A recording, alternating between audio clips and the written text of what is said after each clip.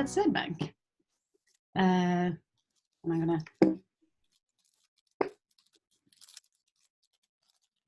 Now we're good. The bank, as we know it, is facing great challenges. Bank experiences are now compared not only to fintechs, but also to the likes of Netflix.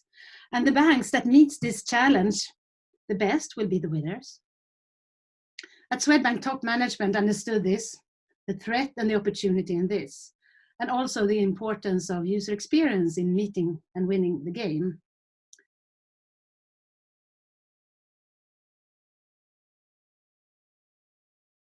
So it's all about who gets to be in the core of everything for banking. So they gave in 2017 the go-ahead to grow the UX team at Swedbank. At that time, the UX group was small and scattered.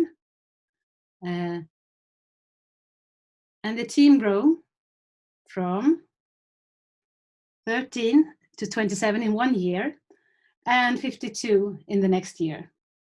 And now we're at 81, including consultants. So only in 3 years' time. Already when we were 27 and I came in as a team manager for part of the team, we started a journey to professionalize the team to step up to the challenges. We grouped them, designers, into development train groups to mirror the organization around. We put in place UX lead designers to lead and to align. We put in place a design system group and also design ops and basic and a research group. But even if we had done our homework to professionalize and grow the team, Swedbank didn't get the full effect of UX and customer centricity throughout the bank. So something was missing. The practice of UX and design and customer centricity was not enough integrated in the business and the development. It was not seen as everybody's job, and the holistic experience was not addressed by all. So even though we had some great examples of cooperation to meet hurdles in prioritization, so doing the right things, and being trusted in a good way of working, doing them right, it wasn't spread all over the bank. So Lotta Lovén, head of digital and IT, challenged my manager and myself to evangelize customer centricity. Last year, she gave us the opportunity to speak and to workshop with hundreds of leaders at Swedbank. A great experience. So we thought carefully about how to get our message through in the best way. And we found 4 starting points. 1, create a sense of urgency, but at the same time promise good business. 2, build from external research and examples. 3, celebrate a few good examples from in-house to make everybody understand how we could do it well ourselves. And then 4, straight talk, address all rumors and misconceptions that were floating around. So this is what we did. We took inspiration from that Lynn and I had the opportunity to actually meet with Janne Carlsson, who had turned SES into a flourishing airline company already in the 80s. So he understood the business value of putting the customer in the center. So we told all of these managers that he got everybody in SES to stop flying airplanes and start flying people. Baggage loaders, pilots, airline technicians. Everybody had a role in delivering the best customer experience. That's a mind shift we wanted to have as an inspiration image. We urged all the managers to be the change leaders for a maturing customer-centric Swedbank. We asked them by inspiring them to see how we together could create better business through experiences and create experiences by design. We started by inducing a sense of urgency. One brand's gold standard of service becomes the price of admission for everyone. Even if earlier our digital experience had been compared to other large banks, now customers, as you know, judge and compare experiences across industries and make no difference on whether they deliver a service, a niche service, or a service ecosystem like we do. And our experience was not at all at par at that high level yet. There was a gap that we couldn't leave unattended. And to close this gap, the old bank like ours needed to deliver on customer satisfaction on a much higher level. We then went on with a positive tone and said that we didn't have to invent how to do it ourselves. There is a proven recipe that has helped many companies like ours, and that is customer-centered design. And for those companies that's used the recipe well, the reward has been huge. And you know, when you're in a bank, you have to know your audience, and evangelizing there, and bank money, money talks and number talks. So we gave them this well-researched fact that companies with well-integrated design outperforms the market by no less than 211% in return. And I'm so happy nobody asked this question on exactly what that was about. But we also gave them the reasons, the rationale behind that, the increased revenue, the driving loyalty, and the lowered cost. Now, when we had established that customer centricity is good for the business and why, we turned to what Swedbank as a company needed to do to get that great revenue. Again, we used the outside world to enforce our points, knowing that in our company, advice from experts from outside are valued highly. So we took the McKinsey study, the largest research made to date to study design actions that leaders can make to unlock business value. And we presented the clusters of design actions that show the most correlation with improved financial performance. And we talked about them as a recipe for success and inspiration when maturing the Swedbank customer centricity. We adjusted this recipe to the Swedbank needs.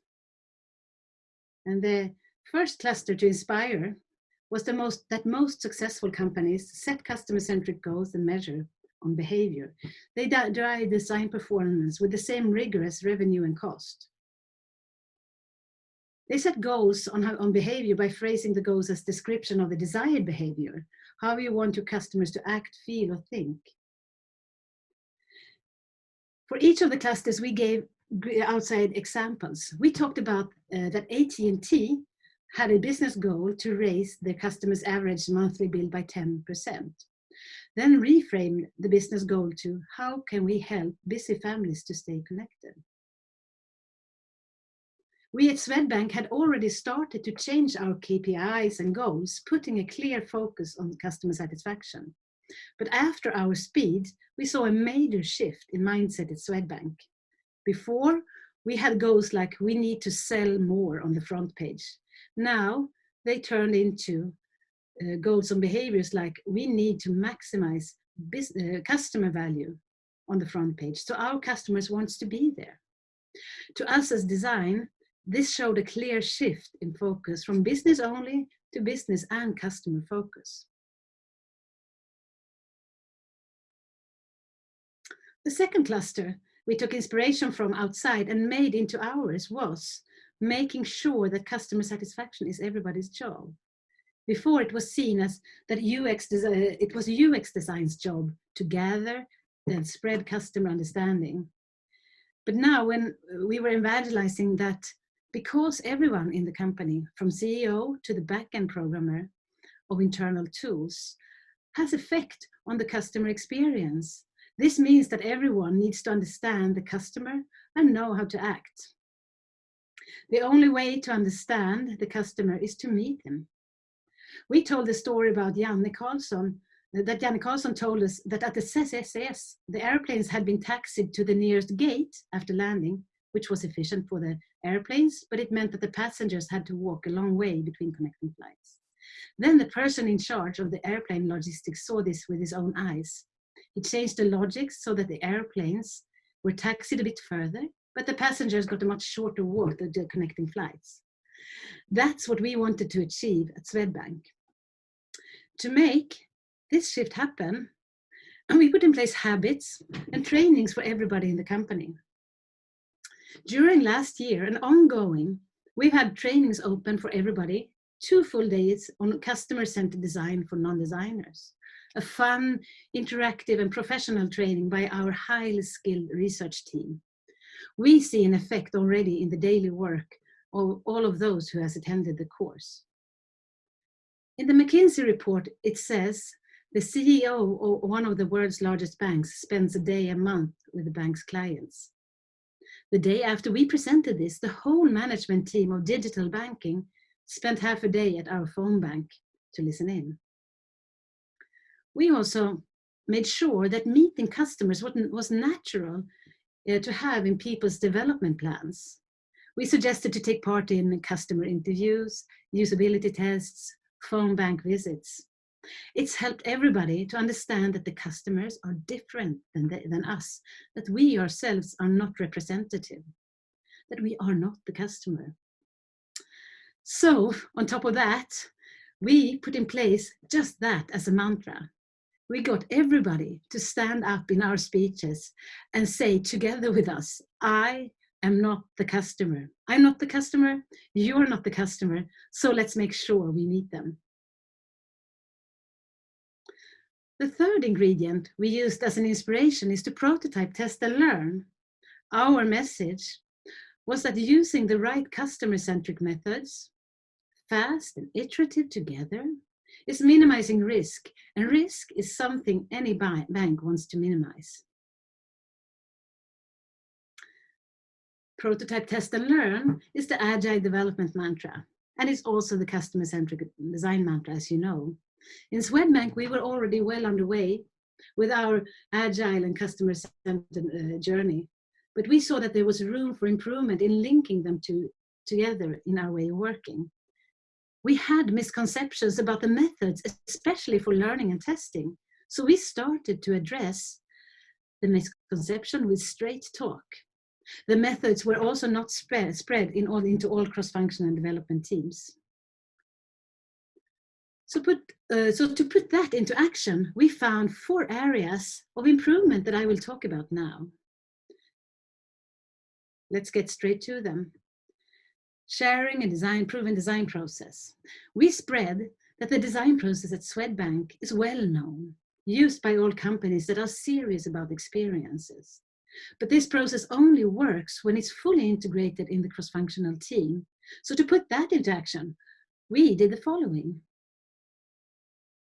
Our most efficient trick to create understanding of the process was that we made a 3-hour fast workshop where hundreds of participants got to try out all steps of a design process guided by professional designers.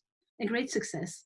And you could really feel how they understood, or in Swedish, polletten trillade ner, as they learned interview techniques like 5 whys and mapping needs into customer journeys before even creating ideas. We also needed to demystify the method to rid all misconceptions about what the methods are for. And this is how we told the story in the speech. In the user research, we conduct interviews, observations. It answers why. We learn customers' needs. It gives us ideas to build the right things and set the goals.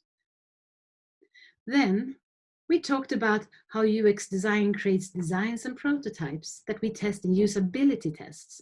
We test how the users manage to complete the task, that it decreases the risk, much cheaper to fail here.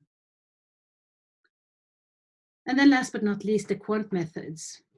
The quant gives us insight where and how many customers do a certain thing. We said that these methods complement each other fully and give the most back to business when they are used together. Given the example that when we look at the analytical data in Swedish Internet Bank, we find that the page for adding and removing recipient for paying a bill is the 8th most used page in the entire Internet Bank, which is weird because the function is not that common. So we took into the qualitative methods and understood the root cause so that we could correct it. Especially the qualitative methods needs to be demystified for those who are not educated in them. In Swedbank and in many other places I've been to, there's been this disbelief in the amount of customers to interview in qualitative research.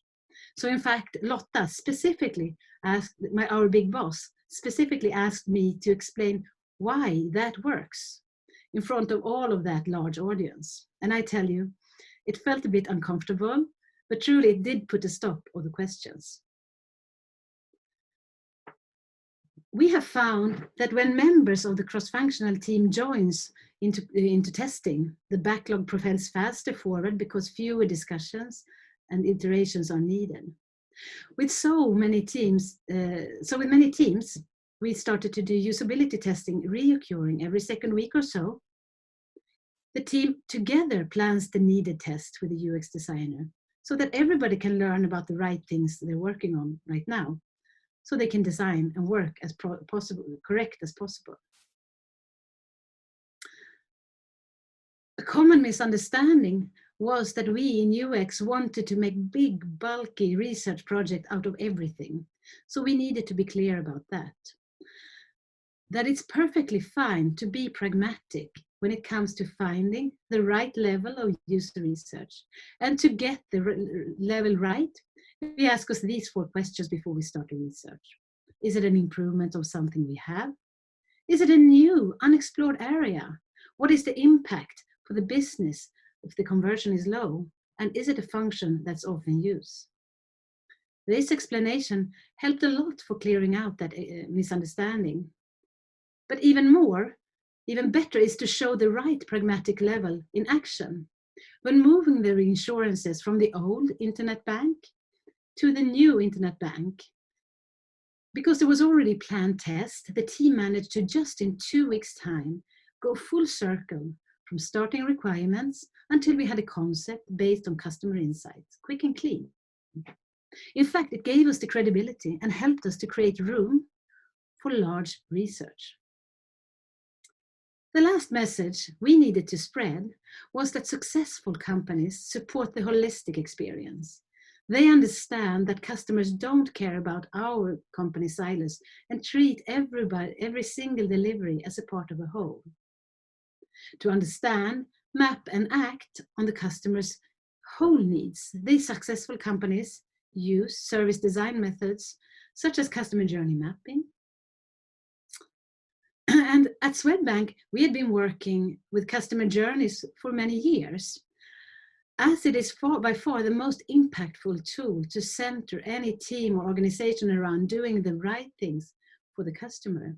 We needed to convince the audience to use the customer journey map even more, not only for insights, but as a tool for prioritization and a blueprint to visualize the relationship between pain points and channels in our roadmap. To enforce our point even more, we used Airbnb as an example.